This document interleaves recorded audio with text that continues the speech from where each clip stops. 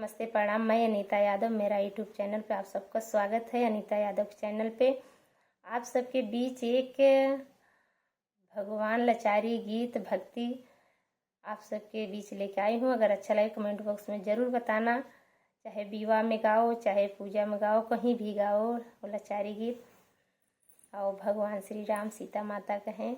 अच्छा लगे comment box में ज़रूर बताना। मेरे भाई बहन प्यार दुलार देना नहीं भूलना, ऐसा रहेगा। और लाइक शेयर करना। सबसे धन्यवाद। प्रेम से बोल दो हर हर महादेव, राधे राधे। खुली खुली जाई राम चंदन केवड़िया, खुली खुली जाई राम चंदन केवड़िया, खुली खुली जाई राम चंदन केवड़िया। सोने के थाली में जीवन आप सजाए, सोने के थाली में जीवन परोसे। जेवै श्री राम सीता ले ली बयरिया, जेवै श्री राम सीता ले ली बयरिया, जेवै श्री राम सिया ले ली बयरिया। खुली खुली जाई राम चंदन केवड़िया, खुली खुली जाई राम चंदन केवड़िया। झझरे गेड़ुलवा गंगा जल पानी, झझरे गेड़ुलवा गंगा जल पानी। घोटई राम गेड़ुलाही ले लिन बयरिया, घोटई राम गेड़ुला सिया ले लिन बयरिया, घोटई राम गेड़ुला सीता ले ली बयरिया।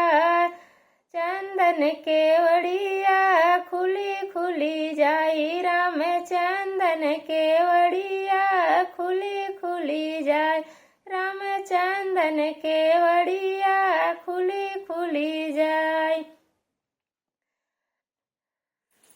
खैरा सोपाड़ी कबीरा लगाए, खैरा सोपाड़ी कबीरा लगाए, लवंगा इलायची कबीरा लगाए।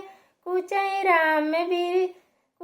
राम बीरसिया ले लिन बयरिया, कुचई राम बीरसिया ले लिन बयरिया। चंदन केवड़ी राम खुली खुली जाई, चंदन केवड़ी राम खुली खुली जाई, चंदन केवड़ी राम खुली खुली जाई। फूल ही झारी झारी से जिया लगाए, फूल ही झारी झारी से जिया लगाए। सोई श्री राम सीता ले ली बयरिया, सोई श्री राम सीता ले ली बयरिया। खुली खुली जाई राम चंदन केवड़िया, खुली खुली जाई राम चंदन केवड़िया, खुली खुली जाई राम चंदन केवड़िया। मेरे भाई बहन अच्छा लगेगा जरूर कमेंट बॉक्स में बताना, आशीर्वाद देना।